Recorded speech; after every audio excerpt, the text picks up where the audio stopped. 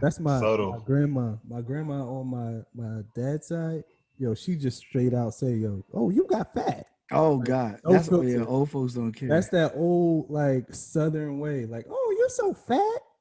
I'm like, Yeah, Hey, right, yo, ain't you? hey, yo, my man, what you on? Look at them all healthy. we'll just throw it Like out there. actually, it's unhealthy.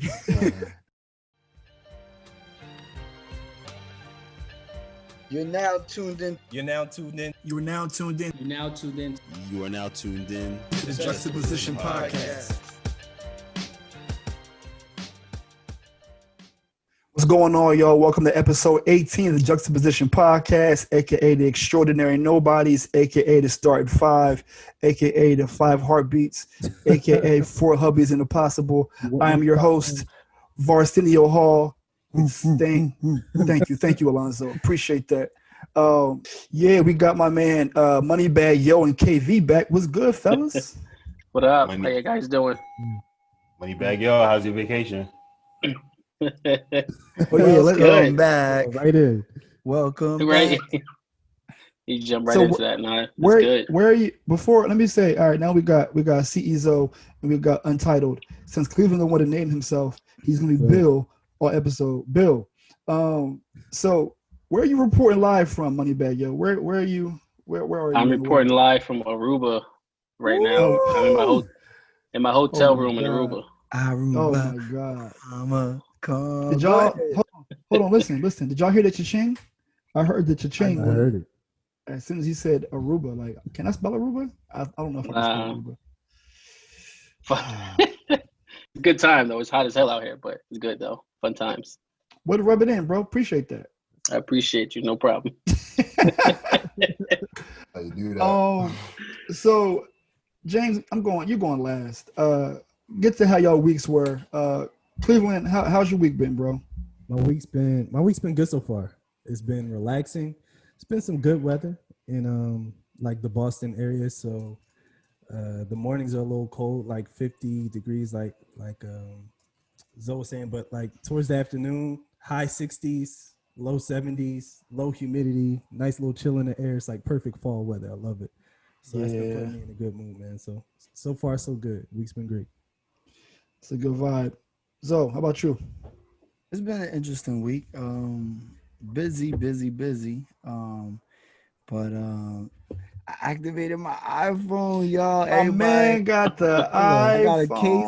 I got a glass protect. I'm wild out. I spent up. Got the whole I package. see you. Got the whole starter. Okay. Shout out to my wife for buying it though. I ain't gonna act like I ain't bought it. I ain't bought the case or the glass. I just bought the phone. And I still don't know how to use this shit. I've been hanging up with people by accident all week. Terrible. FaceTiming people by mistake. I did that when I first got an iPhone. Word up. FaceTiming people. There was Nah, like, ain't no by mistake. I'm like, niggas, y'all was talking shit. Here I am. Look at me now. iOS 14 Poppy and all that. Exactly. So I'm ready, yo.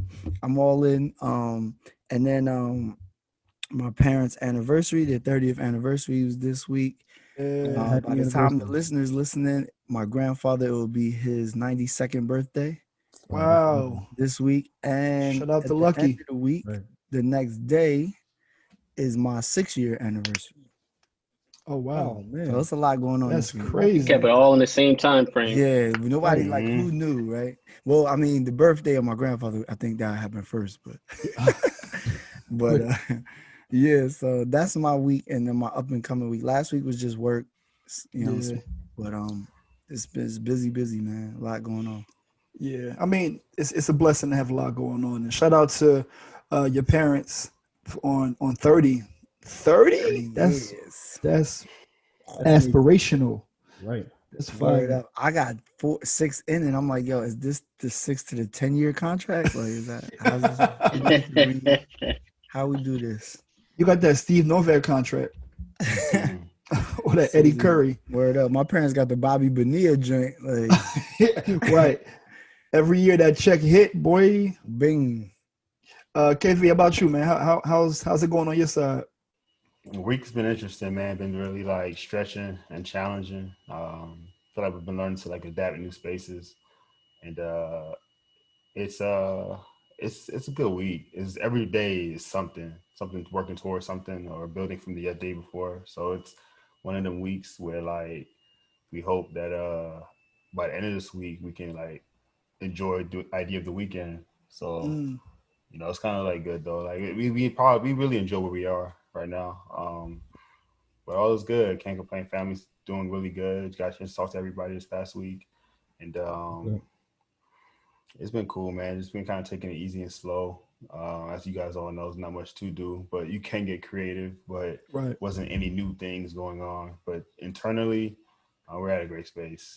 Just trying to stay low, stay happy, make sure tapping into the important parts, and just working. I think I'll leave with this. The biggest thing I took away this week was trust your work, trust your hard work, like trust your best, like regardless of the outside, what it feels like, what it look like just trust your best and just keep driving. You just drive through. And that's just like a thing we're kind of like growing into. Kev, well, first of all, happy that you're here, bro. Kev has this way, man. He didn't say nothing specific, but I feel him. I don't know how you do it.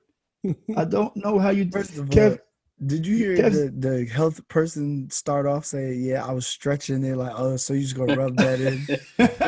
Really? Well, Kev, your nickname is the abstract. You know how Q-Tip is the abstract? That's Kev. Kev is like abstract. Yeah. That's abstract. Good. How he's so profound. And he just Brother Rock, we got to call him Shaquille Sunflower or Martin. Kev be like, the man that sleeps on the floor cannot fall off the bed. He'd be like, yo, perspective, man. Perspective. Straight up. Only at the Juxtaposition podcast can you get this. That's it. That's all. The man of the hour, Moneybag Yo, James. Oh no. Yeah, where you talk to us, man? Like you just pulled up, like we ain't get no warning. I just seen like blue water and some sand. Like my man is out. Crazy. Go ahead, James. Tell us. So I went to Atlanta to chill with my boy who moved down there for his 34th birthday, and then on Monday flew out to Aruba with my wife. Spend the week here, kind of get some rest and relaxation, get our minds right, get back to all the normal shit on Monday. But right now, just out in Aruba enjoying life. That's what's up, man. Nah, that's amazing. Yo, you deserve it, man. That's what's up. I'm happy at you. Hardest working man in getting that in. Sure. It's good, man. It's good times out here. Good times. They service is great out here. I was trying to be the hibachi chef. Trying to do all the tricks. Yeah. I kind of failed, but it was a good time. It's not as easy as it looks. Did you buy a timeshare yet? No, I thought it was easy, but it ain't. No, I tell them no every time. I don't talk to them. Yeah. You don't want no free breakfast? Nah, exactly. Right. They gave us a little scratch off, and like just scratched off. Just got like 4 palm trees or something, which qualifies for like a free trip. And then afterwards, he was like, I was like, so what do we have to do to get this? He was like, okay, so all you have to do is come and sit down for 90 minutes and let us talk to you. I was like, no, I'm good. Great. Not wasting my 90 minutes. Yeah, I'm good. And that 90 turned into 3 days. You're like, how? Right. Yeah, because they're really, this place is nice. It's high pressure. It's high pressure when you go to those places. So I just avoid them altogether. That's dope. So Aruba, if you're listening, we'll take a sponsorship. Yes, it's a great time. The weather seems to be always great, and the beaches, I'm telling you, it is the most relaxing thing you will ever experience. Probably one of the best beaches I've been to so far on all my vacations. And we know he's been all over the world, people. All over the world. All over the world. But yeah, like the Kev said, like what you do deserve it, bro. It's been a long year. So enjoy yourself, bro. Enjoy yourself. Appreciate it. So for me, my week was cool. I actually got a chance to catch up with some of my California friends. But something that I don't do often is I don't trust them. And when I say I don't trust them, I don't know who they've been hanging with. It's COVID. I don't know what's going on. I don't know who you be around. So I kind of the environment like out there? In terms of what? The air. The air quality is better, but it varies from day to day, to be honest. Like we'll go a week without smelling smoke, and then like you check your weather app and it's like unhealthy for sensitive groups. So it kind of all just depends from day to day. But this weekend was cool. Got a chance to catch up with some folks. You kind of don't know that you miss hanging out with people until you do it, because I've just been playing the crib since March. Honestly, I came home for that brief moment, but I've been keeping it real low. But I had a lot of gratitude this week. You kind of just get those moments where you're like, yo, I'm grateful for this, grateful for that. Although we're all striving to do these amazing things, sometimes you need a pause moment to be grateful for what you have currently. So definitely in that state of mind, that gratitude state of mind. So my week was cool. That's what's up. Yeah. So as we move on to the question of the week, it's going to touch on our overarching topic, which is going to be motivation, the abundance of or lack thereof. So the question that I have for y'all is, what is the one thing that you procrastinate on the most? Not like chores, but like goals. Working out, Fair. healthy lifestyle. Yeah, I do everything that I'm supposed to do in terms of like career wise to advance that. But I never really take care of what's probably the most important thing, is my health. Well, I don't prioritize it, I should say, because I will go ahead and start out and do great things and eat right and work out, and 2-3 weeks strong, and then fall off again, right? So I need to start learning to prioritize that. But that's definitely something I put in the back burner for the most part. Can anybody empathize with that specific thing alone? Definitely. I think with me, like, it sneaks up on me. Like, I have times like where I'm always somewhat active. I think that's what gets in my way. Like, I'm never like completely just not being active, but like I'll be working out like once a week and then eating whatever I want to eat, and then it just catches up to me. So like I definitely struggle with that.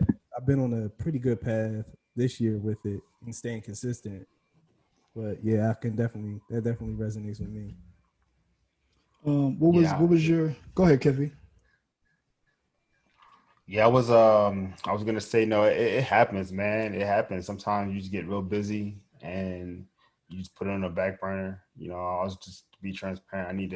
I am actually considering getting right back into my routine, which I have been not been. I've been out for about 2 weeks. And I just been focused on other things. So sometimes it gets pushed on the back burner. Sometimes just not wanting to. Sometimes it's just all different types of emotions that come along with it. It's just you got to recognize it and understand that you're in that moment and give yourself a realistic timeline in how long you go, right? And just having that real heart to heart conversation with yourself.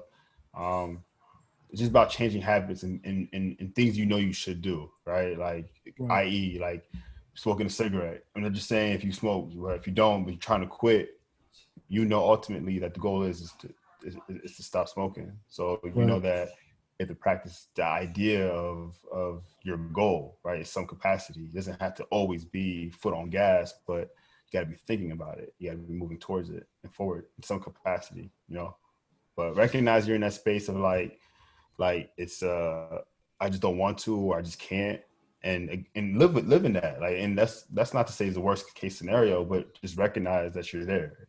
Just recognize that, okay, I'm in that moment, and this is how I plan to get myself back on track. The thing about working out is funny is that you never regret it after you do it, right? You can not feel like doing it, like literally just be sitting on the couch, like it's raining, don't feel like going to the gym, whatever. After you go, you never go to the gym and be like, man, I shouldn't have went to the gym. I shouldn't have worked. That's true. Unless you fall off a treadmill or some shit. Then you're like, yo, the hell? I like that girl. Did y'all see that video where the girl was doing the stretchy band and it snapped in her face? No. Well, I'm gonna send y'all that. Yo, the dude. Oh yes, I seen Kev that. on stage was like, that. see, it was her first rep, and she was like, see, I ain't want to be out here anyway. I'm going. I feel it. I do. People don't like the gym. I just had a conversation with somebody who just hates going to the gym for the idea of the environment, what it feels like. So you got to find your own way to do that. Yeah. Whatever way that you enjoy. Anybody else? What is the mean, thing that you procrastinate on the most that you probably should be working on? Yeah, see, James holding up the little Henny White bottle. That's my issue. I be like, I need to sip. I need to chill. Like, cause I be like stressed. I think the thing for me is work related. I be so swamped and busy on work that I can't even get more work done that I need to do.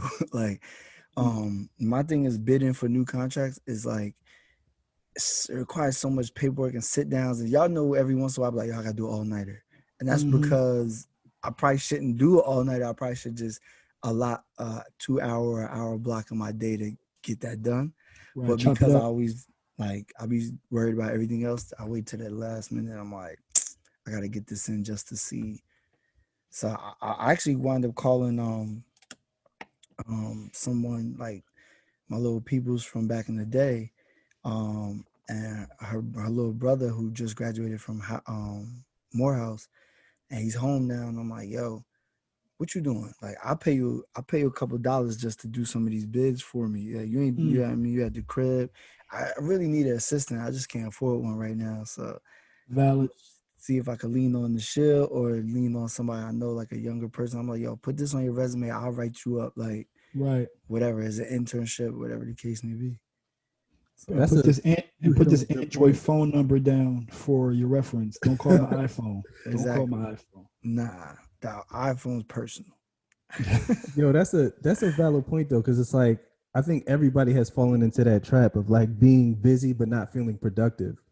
Like, you know what I mean? It's like always moving. But then when you look at what you actually want to accomplish, you don't feel any closer to that goal. Usually when that happens, I mean, so you taking the right course, like you have to delegate. If you're busy and not productive, Yes. it means you're probably doing stuff that you yourself should not be doing and somebody else should be doing. Yeah. You got to delegate that responsibility to somebody else. You know what I mean? And then you're in an interesting position because you're a business owner. And I know if somebody asked me to do some extra responsibility, I'm like, all right, well, where my money for this extra? Yeah, see, everybody, it ain't shit free, bro. Like, that's the problem. Right. But hopefully you'll have somebody that wants to take some initiative and like add some value to their life in the future and be able to take that on for you, man. But I know that feeling. Yo, people don't even want to take initiative when you offer them money. That's how lazy people are. Yeah, that's like the I've thing. even offered some of my employees, like, yo, what's the next job? I said, yo, listen, here goes the business cards, here go a pamphlet, a brochure. If you go out on your drive home and you nail a contract, I'll give you a percentage of that, and you get to work whatever schedule you want right there. No, I'm tired. Can't even do that. It's the crazy. I wish somebody would offer me something like that. Can't do it. So I'm stuck. I mean, that's one of the other things we touch on. Like, we can't expect other people to move like us. That's like a hard pill to swallow, especially in a team dynamic, whether it's you're an entrepreneur or you're working a 9 to 5. But Cleveland, how about you? What is the one thing for you? Man, the thing that I procrastinate with the most, I hate to admit it, like, but it's surrounding what I feel that I do best that I'm really trying to pursue. Like, so I've been building this program for like 3 years, and I've been doing all that I could. At one point I was doing all that I could to really push it forward, and then I put it on the back burner, and now I just keep procrastinating. Like, yo, I can pick it back up whenever I feel like picking it back up. Like, it's there. I just got to pick it back up. And the problem is, like, I'm so busy being, a father, being a dad, trying to, figure out how to be the best husband and most supportive husband I can be. And that old dad and husband excuse, huh? Yeah.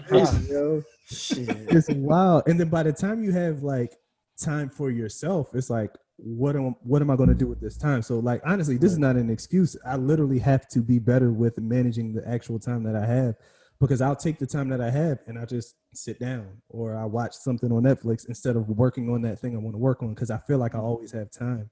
Right. So that's what it is for me, man. Like, spending time doing the things that I love to do, that I want to do in my future and build for my future. That's where I procrastinate. I'm seeing a trend. I'm not going to say it until KV and I go, but I think there may be some things that we can kind of help each other. So for me, the thing that I should be doing, that I should be working on, has been a goal of mine for at least the last 10 years, which is to write a book. And And to be honest, I've always felt like I was gifted enough to share some of the things that I've experienced, to be able to share my life experiences, to also just to help people. Like I think I'm here as a matter of service.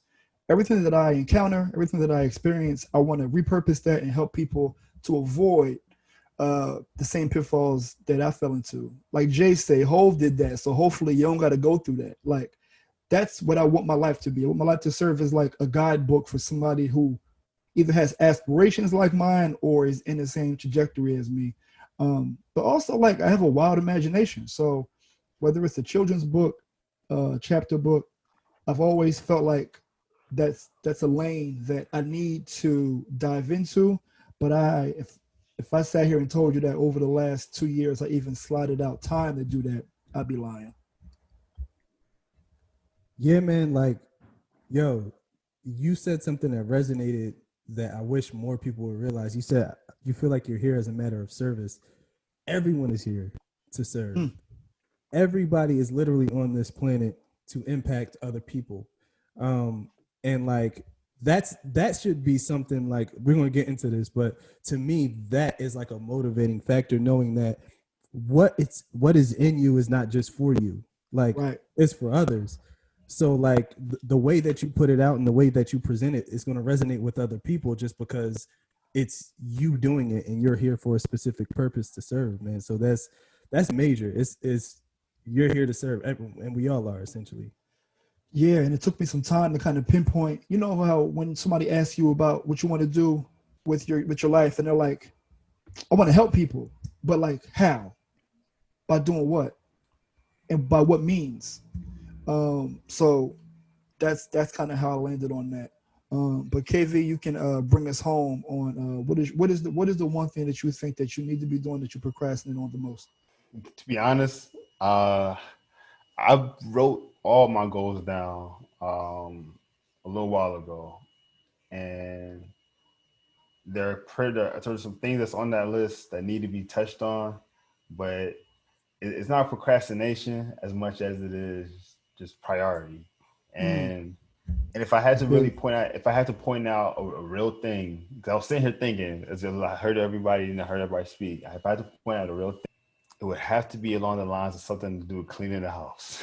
And I'm gonna say that. Yo, yeah, Yeah, that he didn't and want to that and say that's it, yo. and I He didn't didn't want want to. to say it. I didn't want to say that, but that's the truth though. Like it's a thing to me. Like a clean space fuels me, helps my creativity. It does so much more to me than just being yeah, clean. I mean, Yeah, it's same weird. here. Yeah. Yeah. So, and it's been a thing, and it hasn't gotten done yet. I've been busy with other things, and I try to like segment it during the week. Like, I'll start with the kitchen, and then I walk away. But then the kitchen is a thing that needs to get cleaned every day, though. That's not something that you just facts. like could I walk hate away that. from in the bathroom, fucking bathroom. So it's Yo, like, son, plus one in the bathroom, bro. right. It's just so cleaning the house, man. Long story, it's been that real thing that I need to get done, want to get done. My wife's been busy, so it's not like I can depend on her to do it right now. And it just irks me more, a lot more. So I'm just like, all right, this weekend. And I keep pushing Yo, it every weekend back, every Saturday morning. It's I'm supposed to be fine. Saturday mornings. Kev came through the lane. He about to dunk it, and he was just like, "Nah, I'm gonna lay it up." I was ready. He set me up. That I was waiting for something like, "Yeah, man, I just get my own way." It was like the bath. I mean, I can't. The crib. That's funny as Yeah, hell. yeah. I mean, I think that one thing I was going to say earlier about the thread that I think everybody but Kev, because that's funny. Accountability partners is something that I think we all could benefit from. Um, Having accountability partners is something I think we could touch on more broadly later. But I think that's something in terms of our major pain points that we don't probably utilize as much is having somebody check in with us like, yo, this is the goal you assessed. How are you tracking towards that? So um, we can kind of keep going on there. But as normal, I'm gonna pass the ball over to Zoe so we can do Zoe knows. Well, folks. Zoe knows. This week we have. By the time you guys hear this, it will be game 5 of the NBA championship. LeBron James and the Los Angeles Lakers are up 3-1 now. So they're 3-1. Um, Jimmy Butler had Foreshadowing yeah, a dub. he had a crazy game. Jimmy Butler did to give them at least one win, but LeBron just he won't go away, so he turns it on. Um, Definitely did. WNBA champions are from Seattle. Um, I just want to shout out Sue Bird because she like 17 years in, 40 years old, Nah, and got facts. 4 chips, bro. Like she in there, she out here killing these streets.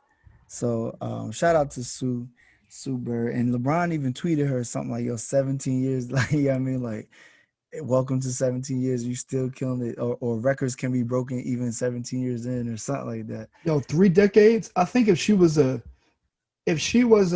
NBA player, she'd be talked about way more. Like me and my Yeah. girl this morning was like, I wonder if the morning shows like, the Undisputed or First Take are going to talk about the Seattle Storm because they're a dynasty, low key. And I think First Take talked about him a little bit, but I don't know if Skip and Shannon got a chance to talk about the WNBA at all. Yeah, I think they might have said something light about it. Because Shannon does usually bring stuff like that up. I think he paralleled it with the 17 years of LeBron and then gave her like a Okay. shout out type deal. Um, so that was one of the things. Um, we also have the crazy COVID sitcom from the White House. As y'all know, I think I'm not even gonna bring up that fool, but I think the one sitcom that everybody's like, I don't know if everybody's been aware of, is the Kellyanne Conway's daughter, Claudia. Yeah, Yo, she she out been here bugging, fire and bro. spitting fire. She asked for emancipation from her parents at like 15. She like 15 or something like that, and she's been tweeting against like Trump, like yo, Hmm. anyone that votes for him or supports him, is pretty much like should kill yourself type deal. And then someone comes like, "Is that a shot at your mom?" She said, "Maybe." like she don't Jeez. even care. Yo. Hey. She got on the TikTok. The mom was like, cut that off. Like you see her screaming at Hmm. her, like, and she's like, nope, like I don't care. And then she's like, my mom comes in the house coughing, acting like she doesn't have COVID, lied, says she didn't have it. And then now she got it, and the whole other, like the rest of the family got it. Yep. So like There was a they playing there was a games. TikTok. There's a TikTok of her early in the summer where Kellyanne's daughter was recording her father talking about um black people and Yeah. talking about saying that we're like those people, and like, I've worked in those neighborhoods. They're savages. Like just going in, just talking the Uh-huh. craziest. Yeah, Like he's supposed to be a he was liberal. he was trying to justify why black people are immoral, Yeah, and his daughter caught it on tape. So she ain't playing. She coming with the heat. She's like, I don't even know these people. I just genetically connected. That's about it. Like we don't right. share nothing the same. She's literally told like, don't listen to this fool. Wear y'all mask. She's on fire. Like if y'all like, go look at her TikToks and whatever on YouTube. It's pretty crazy because it like literally shows like this lady will do anything for money, and her Yes, own daughter realizes that, like, yo, like, at wow, 15, at bro. 15, like, really? That's yo, and that really is a testament to her wisdom at such a young age. Hmm. Like that is the kind of stuff that changes the world. Like when your parents think a very specific way and you literally think The uh, opposite. an opposite way of that. Like at 15, you're living in their house. Yo, that's a strong person right there, and that's a leader. And to have that wisdom at that age, like that's the stuff that has the potential to change the world. Because they say like you're most influenced by your parents, by the people Mm. who raised you. So for But I her to be, also, something's not right. nah, yeah, I don't You know if had that no will fly. service the next day. Your phone cut off. Black Yeah. parents don't play that. Nah, they ain't playing with you. They ain't playing with you. But so yeah, that's one of the most recent. And then this week's vice presidential debate, Kamala Harris versus Mike Pence. So The um mannequin. yeah. He definitely like a man. I want to see what people's views and input on that. So that's really what's the main news this week. but besides this fool contaminating the whole White House and the Secret Right. Service, which I would love. Like, yo, it's so crazy. You contaminate the Secret Service. Like, all right, so now who's jumping in front of you? Because they can't, because they at the crib sick. Like, Right.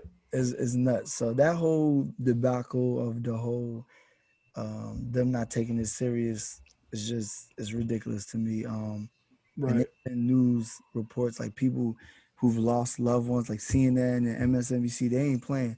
They pulling people who lost loved ones to comment and speak to kind of like press the issue for folks. So Mm-hmm. I mean, we could talk about that clown for forever, but one going back real quick to the vice presidential election, I actually can't wait to watch it because my wife keeps texting me while we're shooting this podcast, like, "Yo, Kamala really holding it down." I'm like, so I'm looking forward to actually. I recorded it. Yeah. Yeah. I mean, somebody got to hold it down. Joe's a corpse. Oh my gosh, yo, my man, like the most emotion he showed, which rightfully so, is when Trump came at his son. Yeah. Um, yeah. So, but other than that, I just kind of felt like he couldn't get a word in. He wasn't really being aggressive enough, and I felt like he kind of fed into Trump's game. Like he should have just stuck to policy, like kept coming back to policy. Yeah. But he was going down that argumentative path. It's tough though. It's tough when somebody coming at you with that type of energy. It's like, I don't know about politics, but I feel like you may look weak if you don't respond in a certain way. Like you have to like stand firm. It's weird, but I'm with you. Like, yeah, that's not your game. That's not your game. It's not your game. I felt like he should have played his game and stuck to his policy, because I mean, what really matters right now for him is like reassuring Black people that he has a plan, a legitimate plan for Black people. You see, he quoted Doc Rivers. What's that? He quoted Doc Rivers. Did he? Oh, I didn't see that. I ain't see that. No, because honestly, I kept turning it off and then back on because no, not the night of the 45 debate. was getting on my nerves so much. Not that night. He just did a speech like 2 nights ago. Oh, okay. No, and he quoted. Y'all should listen to that. It was pretty dope. Yeah, I know Obama is like, bro, this is not what we talked about. Right. He had to go sun him in the corner like, bro, if you don't listen to me, I swear, for God, like, I'm gonna pull up on you, and you don't want that problem, Joe. So do what I did a video for you. We were solid. And now you're going astray. But yeah.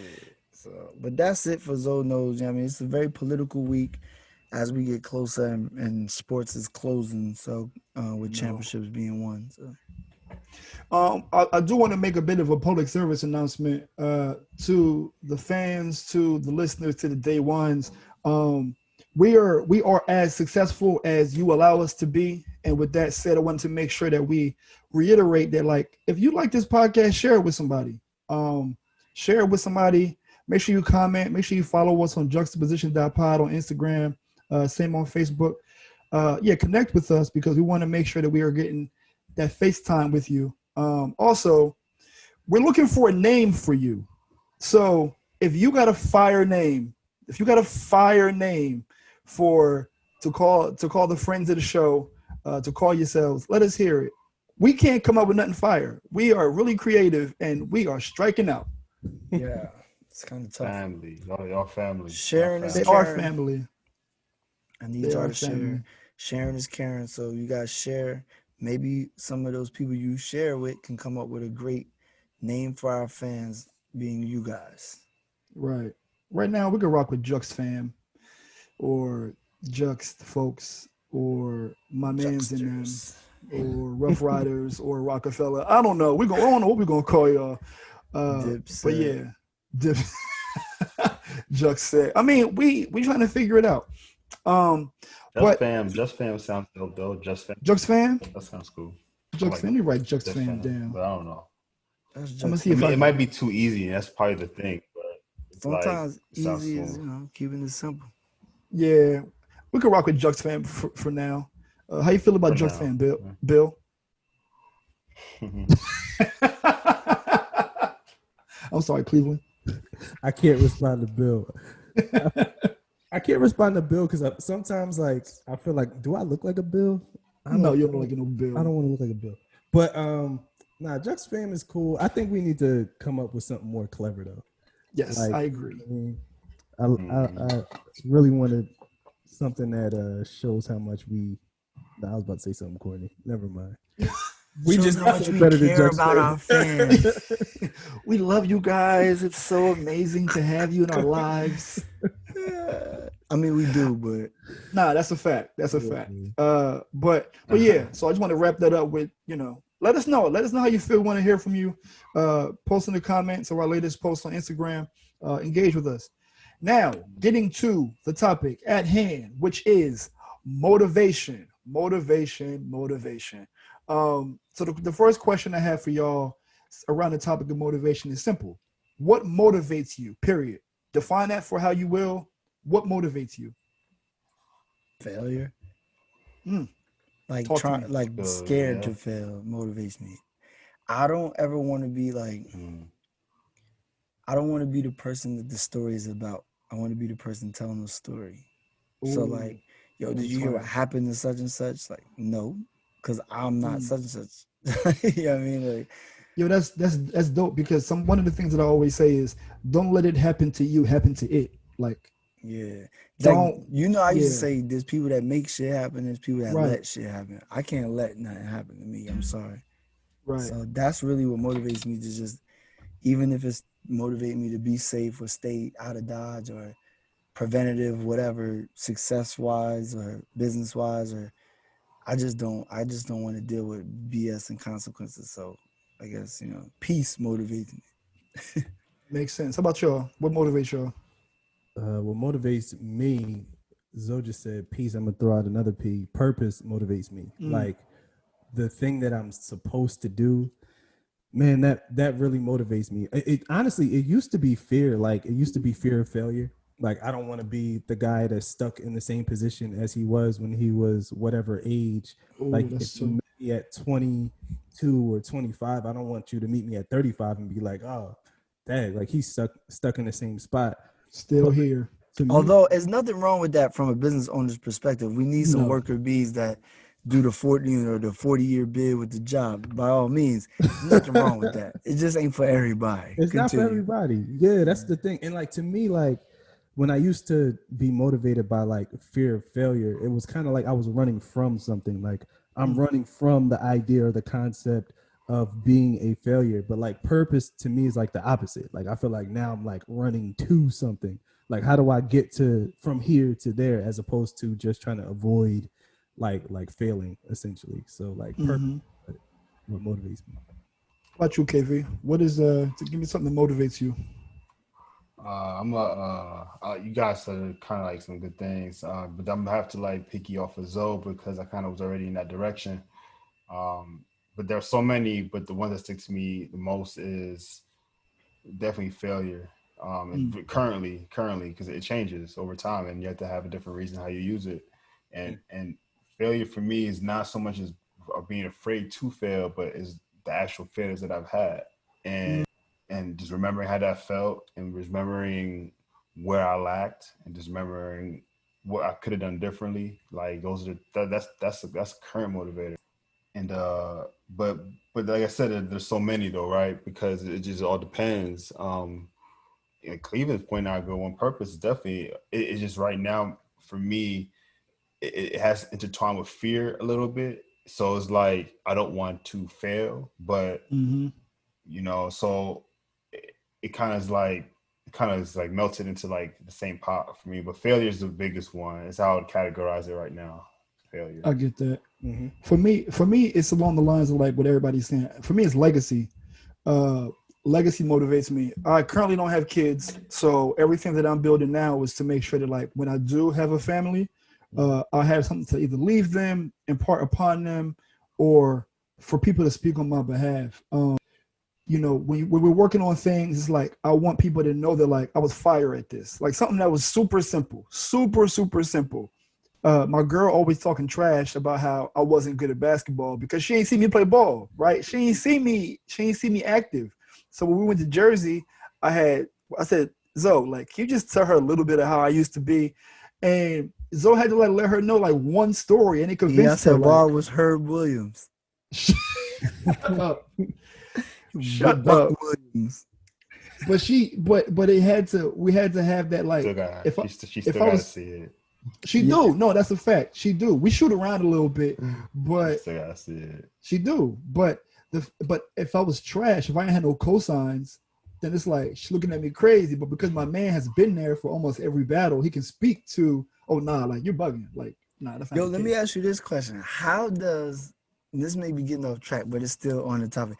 How does one who is trash ask for the cosign? How do you answer that if you know that that person, like, do you hit it with, I mean, like a high Nah, pitch? Like, cause as his man, you got to give him some props. But you like, yo, he was a mean rebounder. Like couldn't nobody rebound like him. He had some defense, boy. He played some good yeah, defense. yeah. It's the intangibles. You know, we can't describe how good he is. It's like He just gave us shut quality up. minutes. That's what you gotta say. His gave energy us has an quality effect on the minutes. game. Anytime he's indicating quality, it was quality. Man. He But he gave us scored a lot. quality Nah, minutes. but it was quality. It was Quality minutes. Like you're missing the point. The minutes were quality. How many points did he have? You're missing the point. Quality over quantity. Quality over quantity. But yeah, yo, legacy is important to me. But for y'all, we all get these philosophical, like real deep answers. But like, are y'all motivated by superficial things? Correct. Anything That's why I didn't superficial? answer on the workout joint. Cause I Oh, was why? like, I don't have that problem because I am, y'all know I'm shallow even with myself. Like I walk past certain people, I'm like, nah, son, I can't do it. Like the way I eat, I eat terrible at night, like junk, tasty cakes, hosted. I got some Krispy Kreme joints that I just found at Walmart. I didn't even know they made these shits. They're like little donut minis. Like I'm a fat person inside, like, but I can't, like, I guess due to certain experiences I've had in my life, I would refuse to allow me to be like, I talk too much shit and butt on jokes on people. Then That's what I was waiting for you to say. yeah, That's so why I was for waiting me- for you to say that. So that's really my motivation, is to not get the finger pointed back at me because I talk shit. So. Yo, that's a fact. You know what? Superficially, on that same vein, people say that fat shaming doesn't work. Fat shaming will work for me. If you tell me I fell off, then it's like, all right, now I got to do something. Don't tell me I'm all right. Don't tell me that I'm okay. If I know that I'm not okay and you just feeding me like, no, you're fine. Now I know you a liar. I respect that. Now I know you a liar. Like it's the East Coast in me. I have to respond to like negativity. Like, oh, that's like, damn, that's you. Well, you know where I get mine from. It's like, if you ain't seen my mom in a while and she see you, she'll let you know. Like, Oh yeah. put on a little weight there, huh? A little Rona weight. Like, what? A little roll no That's weight. my Subtle. grandma. My grandma on my dad's side, yo, she just straight out say, yo, oh, you got fat. Oh Like, God, no that's filter. old folks don't care. That's that old like Southern way. Like, oh, you're so fat. I'm like, Yeah, right, ain't you? Yo, my man, what you on? Look at them all healthy. we'll just throw it Like, out there. actually, it's unhealthy. Eating for two? It's like, yo, grandma, relax. Yo, my granny said something like that to me when I had grew my braids, and I hadn't seen her in like 5 years before that. And I had braids and braces, so I was like a completely different person. She was like, "Oh, braids. You'd have walked by me, I wouldn't even spoke. I wouldn't know it was you." I'm like, "All right, so you don't like them?" Yeah, right, just say that. How do you really feel about these braids, actually? I'm like, "All right, granny, thanks. Good to see you." I mean, how does motivation inform our goals? How does it relate to, like, for example, like if you were motivated by a superficial item, how does that relate to your goals? How does that translate into real life? I would probably say, let's say for the working out thing, or to be like, I don't want to be petty or whatever the case may be, Right. is you have an image of something, like what you think should be, right? So either I'm gonna keep in shape or stay where I'm at, or maybe I'll, bulk up a little bit or cut up or something. Like you have a vision of the opposite of what you don't want to be. Right. I think, and even with success and work, like you have facts. We most of the time, our opposite of what we don't want to be, we was there already when it comes to like work and success. Like I was poor, I was this, or I was that. Or you know what I mean? Like, like how we had that free lunch story earlier Right, in the right. production meeting, like My stuff kids like will that. You not like, have free lunch. yeah, like you were cool, you accepted it, you glad you got it when you did, but you would prefer not to have to deal with that again. Although I will say, I will take food stamps right now. Yo, did I ever take? Oh, I'm sorry, you about to get me mad. If some, So I never. So this is the petty like thing about me. Like you said, I always like point fingers or whatever the case may be, right? So I have two and one. Now that you mentioned food stamps, right? One, we told Woodrow. Shout out to Woodrow, who I saw shout out to the other Wood, the good week. Wood. Yeah, when me and James was living together with Woody, he was the only one not working, unemployed Floyd over there, right? So we like, yo, bro, this prior to his PF days, right? So we like, yo, since you ain't working, and me and James buying up all the groceries and everything, like, why don't you go and you're a student, like your senior year, why don't you go apply for some assistance, brother? Chip in, get our fridge full. Like, Right, you know what right. time it is. He had too much pride, never did it, pissed us all the way off. So I'm like, yo, see, now you got too much pride because you're not gonna use the assistance, but we supposed to be assistants. Like, we broke too, fool. So it just that won't bother me. But I have this thing about I feel like people look at you funny. I mean, maybe it's come from back in the day when they had like the colorful Monopoly money. Now Yeah, when you had the real food stamps. yeah, like that. Yeah. But like to this day, you know how you in the grocery store, it's only really happens when you're in the hood, right? You in some hood and somebody pull up to you like they selling the stamps, right? The bread. Like, yo, if you give me $50, I'll give you 100 in food stamps. Something like some type of barter and Right, trade system, right? right. So I've had that happen to me several times, even with people I know. I don't judge them because they own it. I don't care. However, I'm not going to the register with the thing. I will give you my list or I will go shop, fill up the cart. And as soon as we get to the register, I'm like, y'all wait, I'm going to get the car. Yeah. Like I can't, I don't know why. It's just like people look at me for, I'll be like, yo, my brother-in-law, shout out to my brother-in-law. They was buying something for a party and somebody gave him the car, same thing. But he went in and he said, yo, somebody looked at him funny. He's like, man, fuck that. I got cash. He was hot. He was so mad, like, yo, I was tight. I didn't really want to use my cash, but I just saw somebody I knew, so I couldn't really break my shit out like that. Yo, son, I ain't gonna hold you. I felt like that back in like 08, but by 09, I was swiping. Like, word, yo. I'm getting these groceries, bro. Like, I got over that thing real quick. And I was taking VAR to the shop right there. Yo, let me get a couple of juices off of this too while we at it, man. Like, yo, you need son, a ride? I'm trying to tell you, it was a certain point in time where I used to use my mom card, and when I had to use real money in the grocery store, I was pissed. Like, am I got no food stamps? He like, that's not on the list. Right.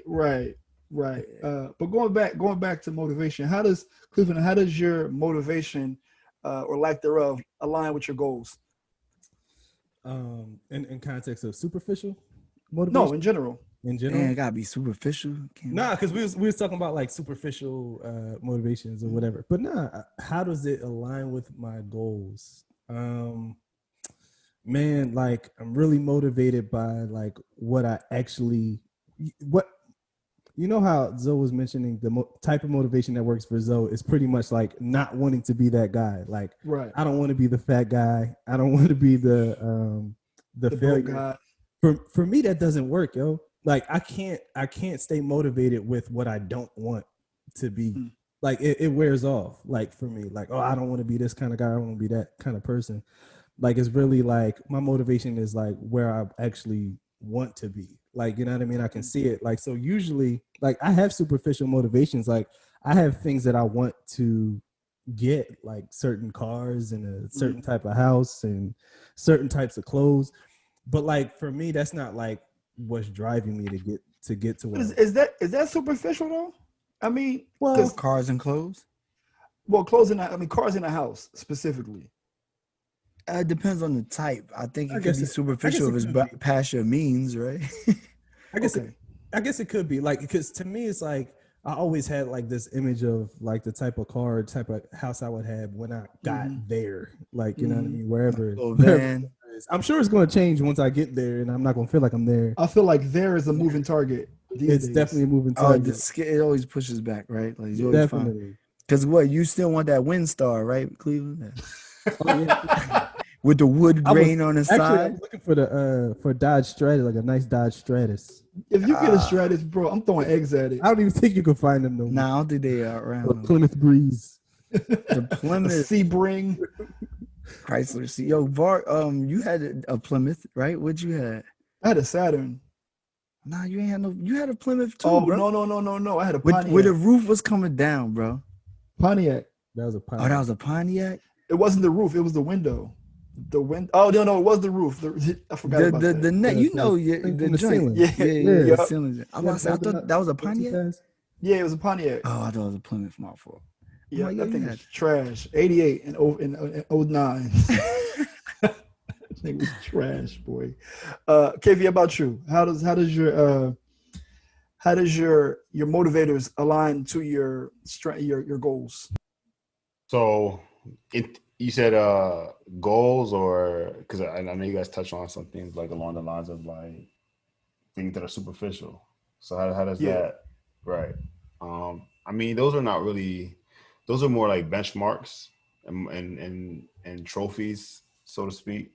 Mhm. Then like if you play, we all play at the point where they were giving out participation trophies. We were that generation, Right. and but there was something to be said about getting that championship trophy or the MVP or playoffs or run, whatever it was. That acknowledgement is to me the superficial stuff. Like, it's not the reason why you play, but they're not the motivating factor. Or maybe there's something beyond that, but those are just markers to kind of remind me, like, all right, this is where I'm at. This is an achievement, So to the extent of that, that's kind of use those as milestones, in alignment. They exist, and not to be vain, but obviously people are on Earth, so they get to experience the real stuff here, and people may want some things that they just envision, and that's okay. And Right. like, you can align them things with your goals if you just understand that they shouldn't have too much substance.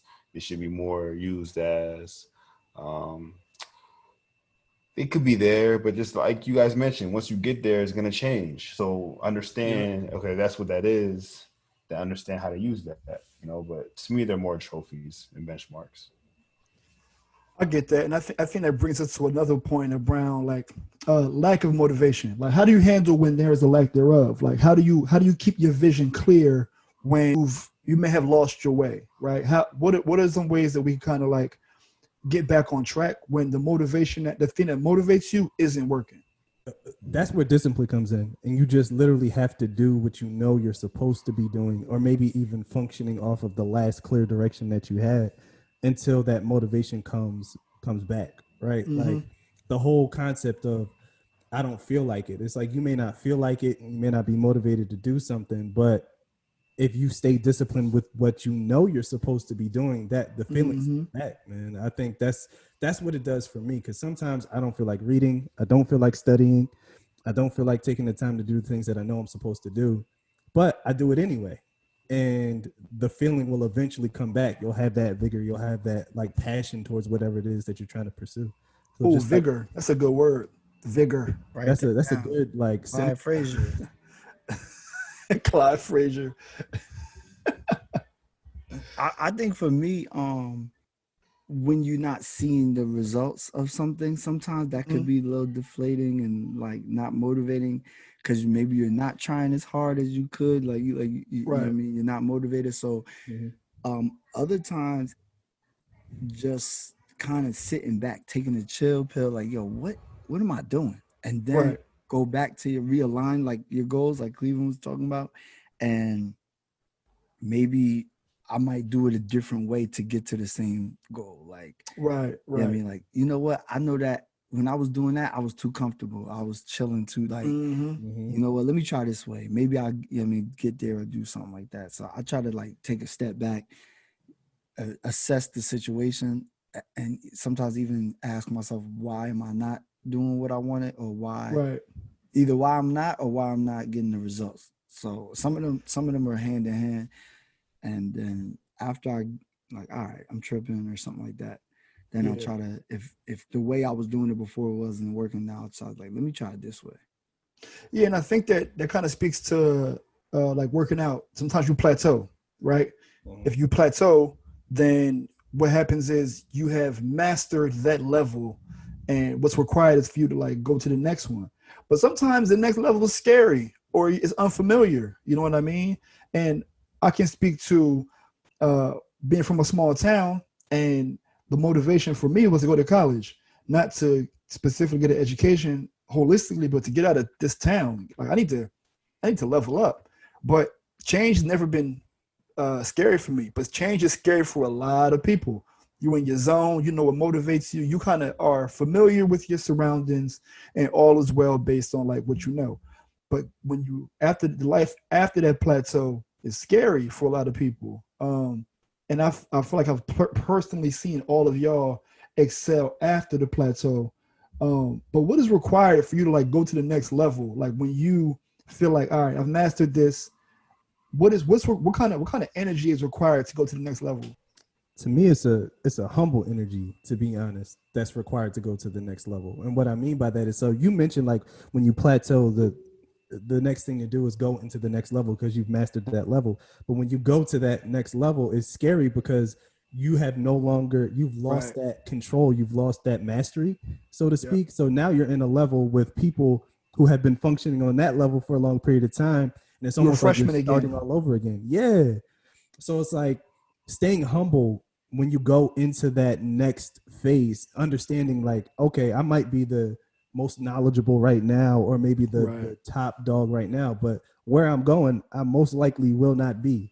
And I may have to start over. So just being humble enough to recognize like, okay, I need to learn in this next Mm-hmm. phase. I need to be observant, need maybe not to speak as much or do as much as I'm doing now, but it's going to benefit me in the future. One of the things I've seen, and I've seen this in all of us, to be honest, is when you go into that next level, the learning curve, to me, the learning curve just always seems shorter and shorter and shorter. Mm-hmm. Mm-hmm. Like get to level 1 to level 2, like that might have taken you whatever 2 years.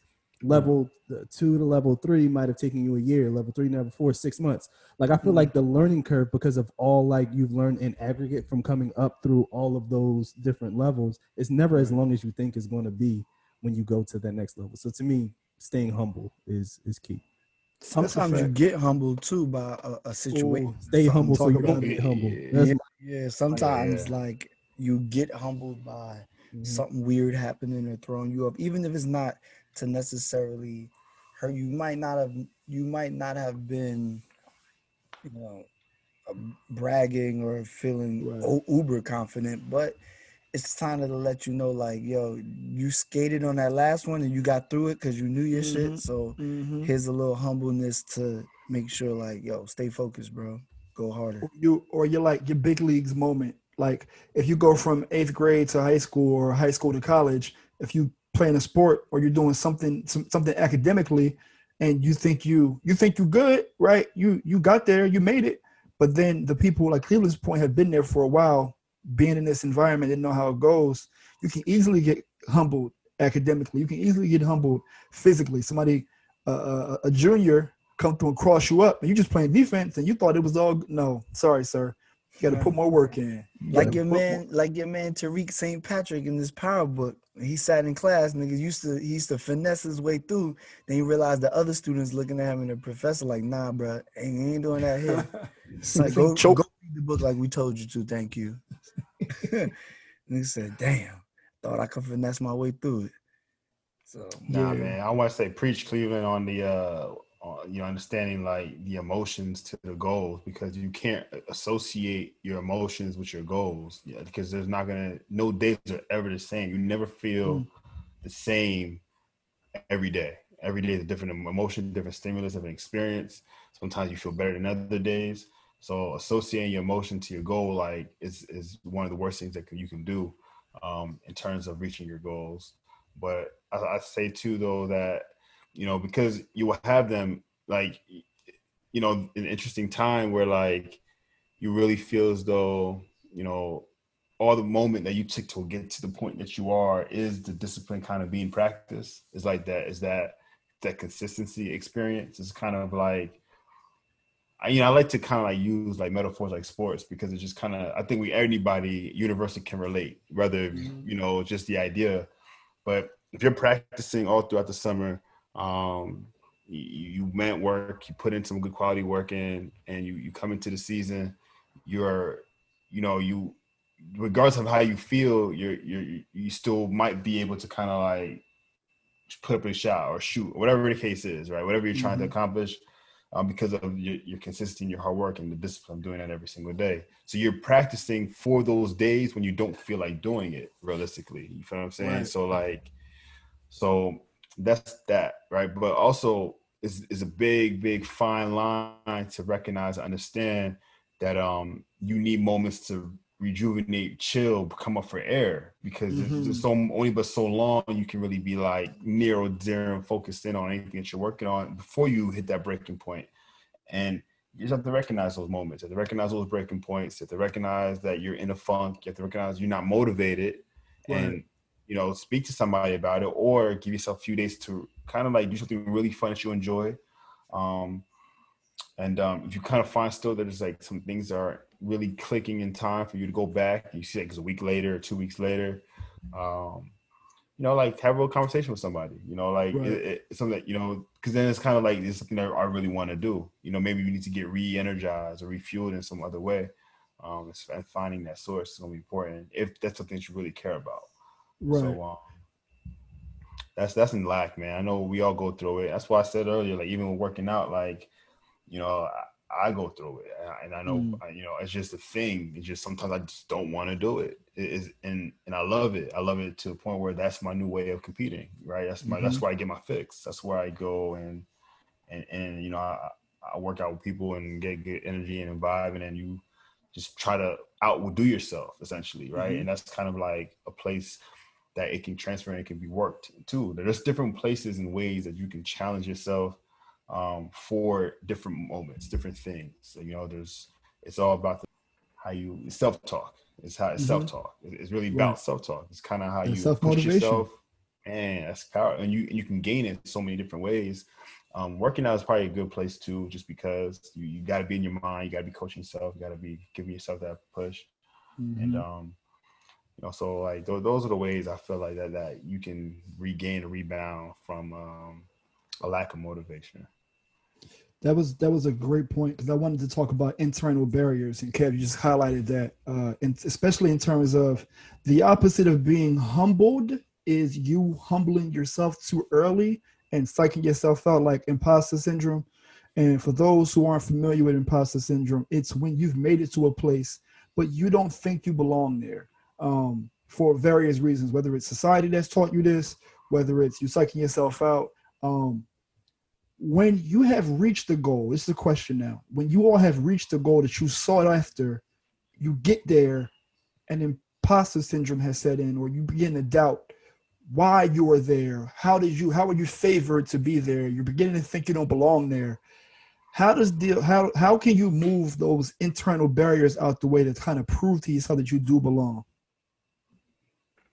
Man, I think it all comes back to the same root when you're feeling that way. I think it's all based upon pride. I know, like most times when you think about someone having imposter syndrome or someone being insecure, you don't think that that person is prideful, but they are. Like this, the similar pride is the root of arrogance, and pride is the root of insecurity. Because if you're overly focused on your own abilities and what you are able to do or what you're not able to do, that is pride, and it'll either manifest itself on one end of the spectrum or the other. So, like when it comes to insecurity and imposter syndrome, you're way too focused on you, like you are Right. way too focused on your own abilities and on on your own skill set and on your own talents, and you're not really focusing on how you can benefit whatever it is that you're doing, benefit the company, benefit the podcast, benefit LNC services.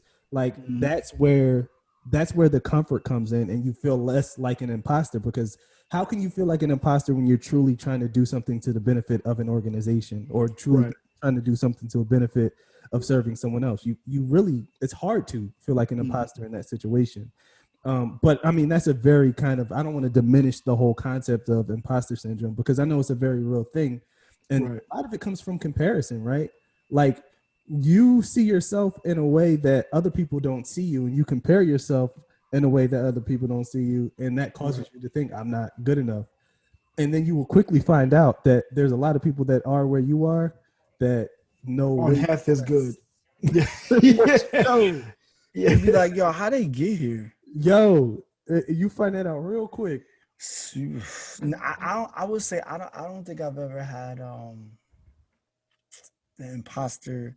Like I don't feel bad for work. Like I felt like if I worked somewhere, I might be a little hesitant. Like, damn, I don't really know as much as they do.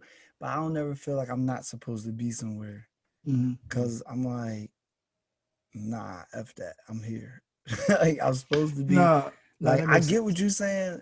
And it's almost like it's almost in the same realm as like survivor's remorse kind of deal. Yeah, same vibe. But I just don't. I maybe it's just me being a hole or arrogant or whatever, and it has nothing to do that I think I'm better than anybody. It's just I don't like to question stuff like that. Like I get nervous Yeah. questioning like that. So that's really what it comes down to. Like, well, I'm here. I'm supposed to be here. Like I whatever mean, the case may you be.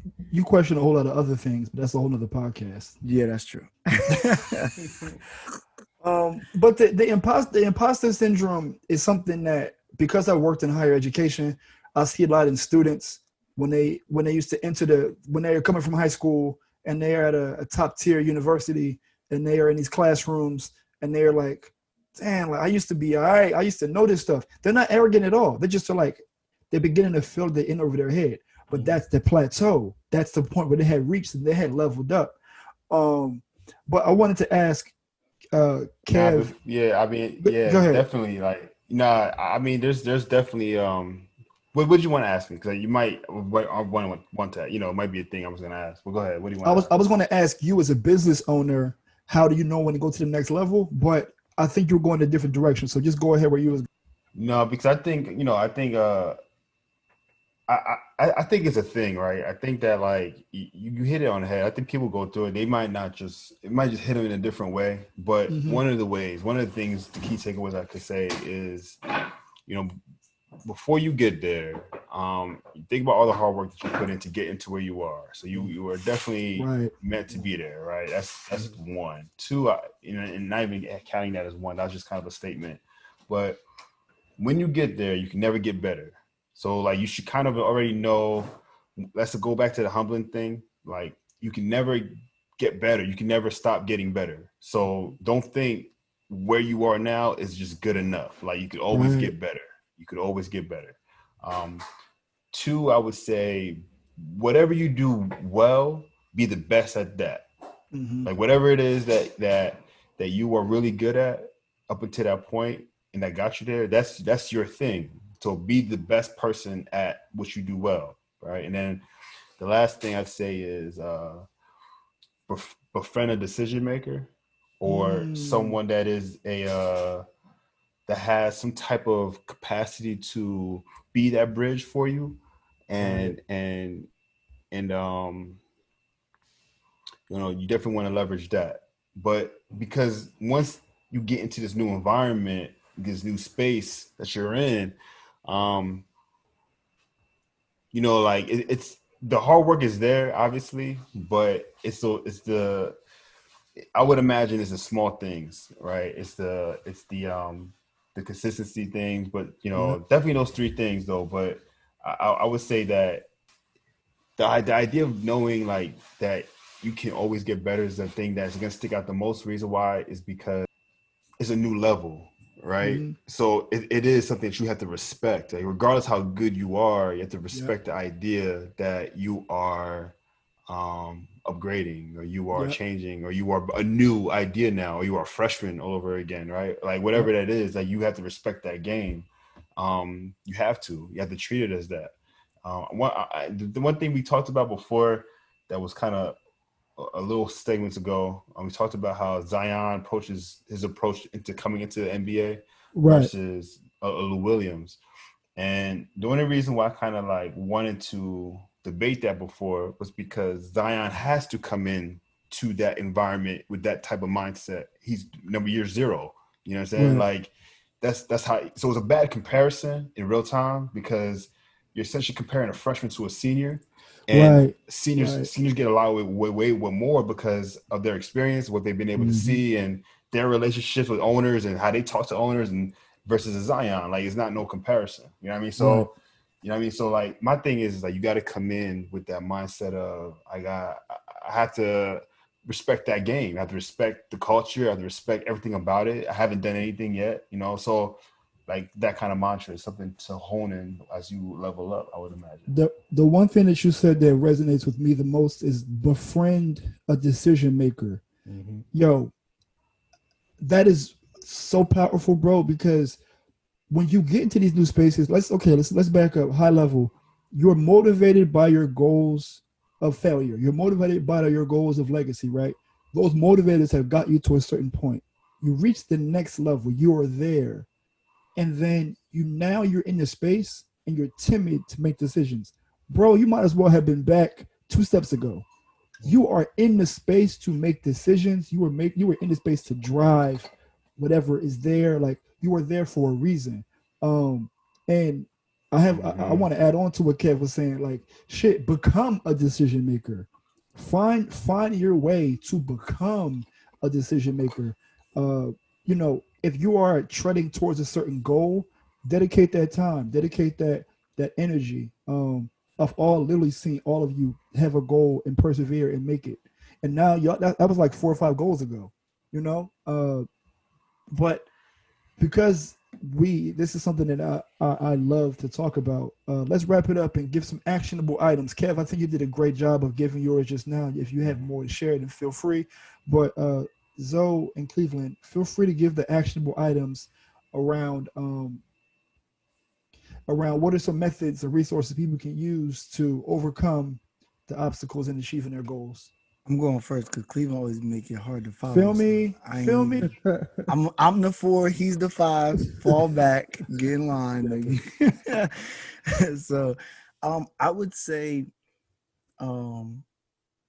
definitely talk to someone. If you need like a life coach, it depending on where you're at, how serious it is to you. Some type of coach, if it's weight loss, a trainer, somebody else that's non-biased. You don't need yes men.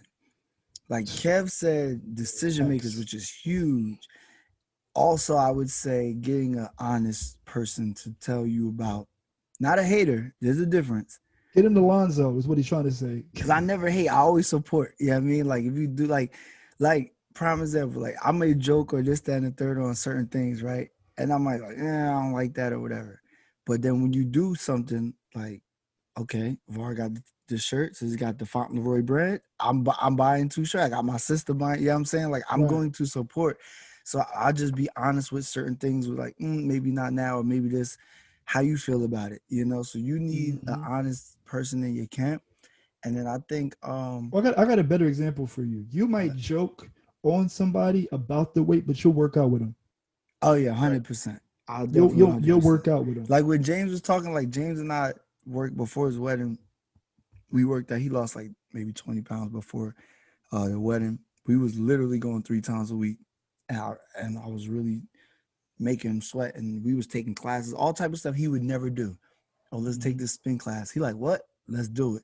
I'm in there with you. So I always say, be a part of the solution, not the problem. Like I'm not just gonna point the finger and not help you get through it. I'm gonna point the finger and laugh while we on the way, but I was about to say, yeah, I'm gonna laugh on the way, but at least you know I made it a little fun for you. You know what I'm saying? And you keeping your mans accountable. That's it. That's all it is accountability. So when you can't like me personally, I'm better at self-evaluation than a lot of people are. Right.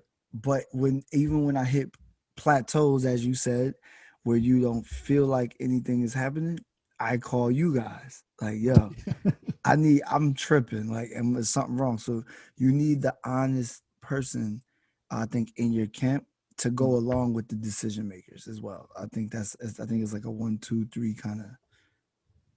Yeah. definitely. That makes sense. Cleveland, how about you? Man, so I agree 100% with having accountability partners, with having people in your corner that can be decision makers and kind of teach you how to be a decision maker. But I'm also 100%.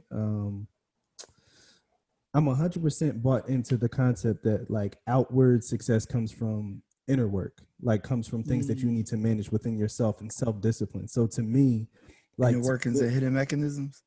what's that? Continue. Yeah, man. But to me, to get to the point where you want to be in life, it's going to take a lot of you doing things to be better at being you. Like literally doing more things to teach yourself to self motivate, to teach yourself to be disciplined with what you know you're supposed to be doing, and ultimately winning those internal battles. Like you'll start to see more outward and external success because your habits will change, and you'll get closer to where you want to be. So inner work.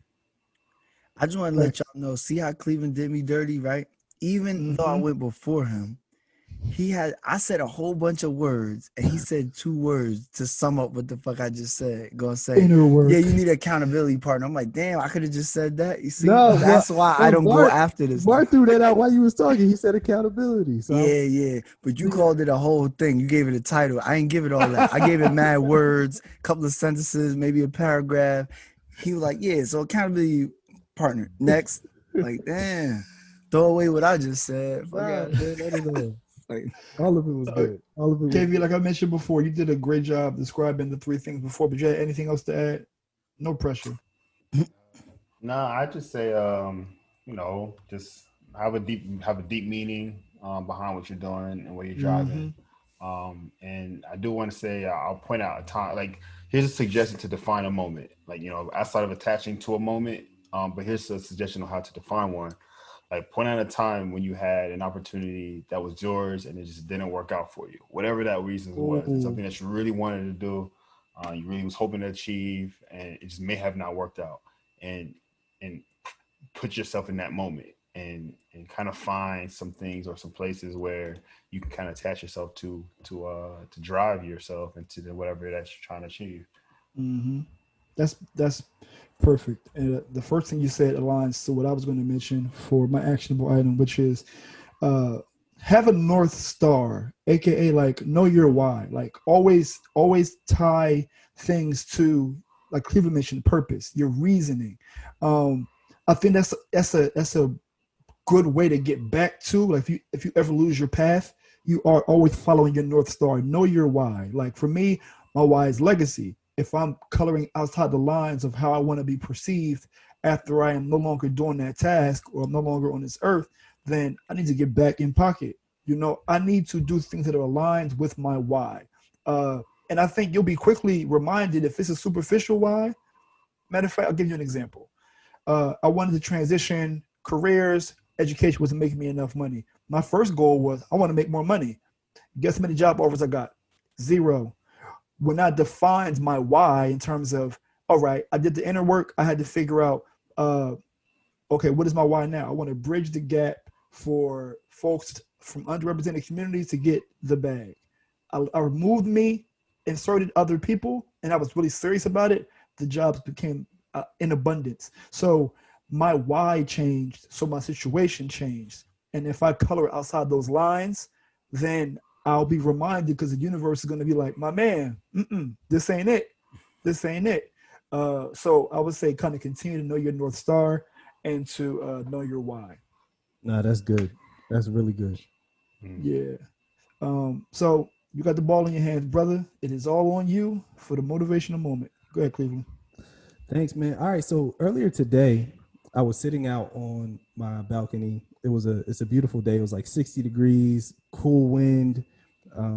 The sun was out, and I was looking at the trees, and they started to change colors. It was just a very peaceful moment. But then something just popped in my mind, like, well, why do the leaves actually change color? Like, what's the science behind it? So I went to Google, of course, to find out why leaves change color around this time of year, and I found out that the leaves actually are losing chlorophyll during this time of year, and chlorophyll gives leaves the green color.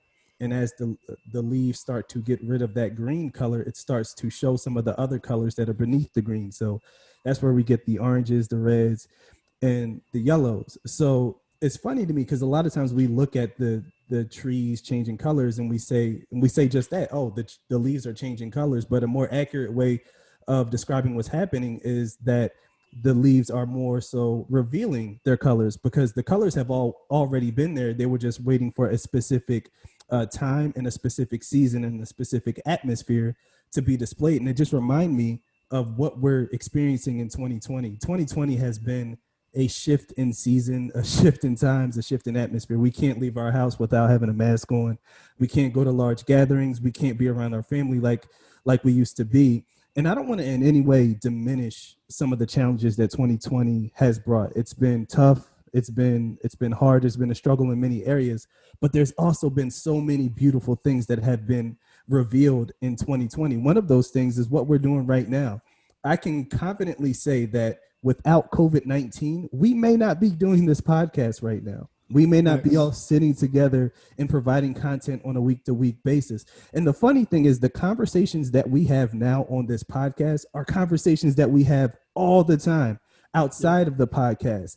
But so we have these conversations all the time, but we just needed the perfect atmosphere, the perfect time in order to reveal what has already been there. So what you're seeing now, although it may look very structured and well, we're working towards making it be more structured and beautiful, but it's always existed. It's always been there. We just needed the right timing in order to release it. So my encouragement is during this 2020 season, if there's anything you've been sitting on, whether it's writing a book, whether it's starting a business or whatever goal that you have for yourself, make sure you're taking the time to allow that to come to light during this season.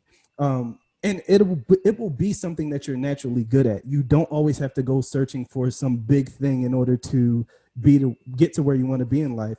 A lot of times it's something that you're already naturally gifted at. Now, when you start functioning in that thing, there's going to be people who may look at you and say, oh, well, you changed since you've been doing this. But you can feel confident in saying that, no, I didn't change. I'm just revealing what's already has been inside of me. And I was just waiting for the right time, the right season to show what's been there the entire time. And that's the motivational moment. Yeah. Even if it's what you've been sitting on is your big ass, get your ass up and show what's inside, not that outside. I just had to get that out. I'm sorry. It was bothering me. I was like, yo, he kind of hitting all the points. Yo, I feel like we learned it in like fourth grade at like it's like a chlorophyll, but like to relate it to what's going on now and everybody's showing their true colors. Yeah, man, you might be on to something. You should go to college, you know? I think word up, bro. I think you should study something, get a degree or something. You should do that. But now we are transitioning to our brand new segment. We have an expert in this space. I'm so excited that he get a chance to share his expertise with us. The name of the segment is Hint of Health. And Brother KV, please share what you got for us this week. Man, thank you, man. Appreciate you guys for giving me the opportunity to share with our listeners, aka Just Our Fam, JK Just Fam, Just Fam Squad. We gonna come up. I like it. This is the Hint of Health. I'm your co-host, KV, aka Chef, aka Chef KV if you nasty. And this is our first appearance, so it's only right that we introduce something that is relevant to the birth of this featured topic. You should have data, one of few. Is age really a number? And if not, what is it? And I want to open up for like maybe a minute, just kind of hear what you guys have to think about just age and then self and thirst. This is one like a minute here of kind of like feeling how you guys talked about age and feeling about age and bar start. What is age? I feel like my dad used to say this thing that I felt like just old people say. It's like it ain't how old I am. It's how old I feel. And it's like, shut up, old man. But I think there's something to that. So I think age may be something that we play up a little bit too much than we used to. And I think youth is something that people chase a lot. But I think the older you get, the more whole you become in understanding who you are, what makes you go. So I'll say that. Cool. Cleveland. No, I'm right with Var on that one. I feel like age is essentially just the number of years that you've been on this planet, because you could be at a certain age and not be at a certain level of maturity or not at a certain level of awareness, self-awareness of who you are. So age has nothing to do with the growing process. You can grow without getting older, and you can get older without growing. So, Yeah, I would say that age is definitely just like a chronological capture of how long you've been present, like your flesh, but it definitely doesn't have anything to do with how you feel. And if you black, it don't have nothing to do with how you look, because black don't crack. Hello. So you already shut up. know, like when somebody put on my parents' joint, like, yo, y'all are y'all vampires? Because 20 years and y'all look the damn same. Like, so I think that's what it is. Age itself is what we make of it. However, I don't want people to misconstrue that age definitely should be followed legally if you're if you're dating or some shit, something like that. So that's definitely one thing where it should play a part. But as far as how you feel, wellness, I think it's what you make of it. Because LeBron is in his 17th season and he doing better than most versus Melo. They was in the same year, and look at the difference. Right. And when y'all said it, when you think, we can all agree when you think about age in a subjective way to identify like what stage or board or level a person is in life. And normally when you get that question, you respond with a chronological number or something to state this is where I am. Mm-hmm. You know, we're suggesting that we start applying real time experiences, levels in where life you were currently in, like suggesting a vibe or a mood, like, hey, what's your age? I'm youthful and wise, or Ooh, Oh, I like that. I'm youthful and seasoned and wise. impatient, or or I'm bedtime by 11 a.m. or p.m. rather, and I'm turned up at Club Common with a bottle in the section. Like we could all just kind of like signify where you are and where you are in life, to kind of replicate like your current place. It's almost hilarious. We think that an arbitrary number can signify a person's current position or social status or experiences. And when someone asks you about what's your age, I feel like we all should start talking about describing to them your lifestyle, your favorite place to eat, your type of activity that you're into, and your stress level. Not to mention, if you wanted to dive deep, you can show your real age and describe some of the minor aches and pains that you got. Talk about my left knee inflamed. Uh, I'm right shoulder that wakes me up in the middle of the night. Like, you know, Wake up with a but in stiff fact, neck.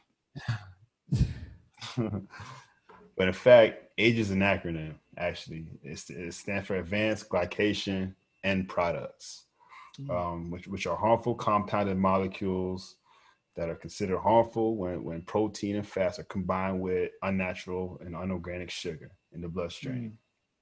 This is called glycation. Another process to forming age is when foods are cooked at under high temperatures. Um, Dye is the biggest contributor to age. Fortunately, your body is smart and it eliminates these terrible compounds through different types of mechanisms, most known as antioxidants, right? Your fruit berries, your strawberries, your cherries, your green, your matcha.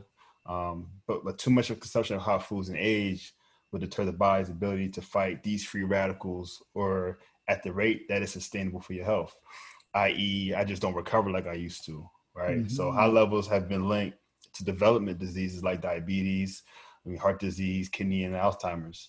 There was a quick study I just want to talk about real quick. It's like 559 women, like there was like 4.5 years follow up, and they measured age through urine samples.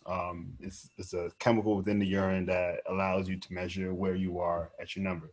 What they found is that women with the highest blood levels of age were almost 2 times as likely to die from heart disease versus the ones with the lowest level. So the risks are high and they're significant. Um, the reason why this is important is because there's obviously an association with the level of a biological human, what is known as telomere, which is another segment for another day, which is a genetic lifeline to your real age.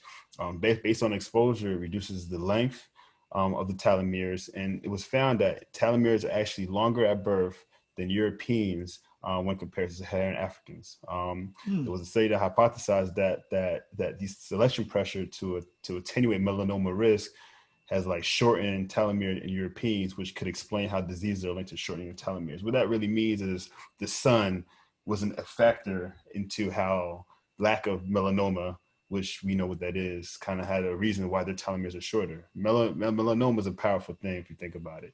For example, there was blacks and whites. They did a quick study. They measured on average at birth females and black males both have longer telomeres compared to whites.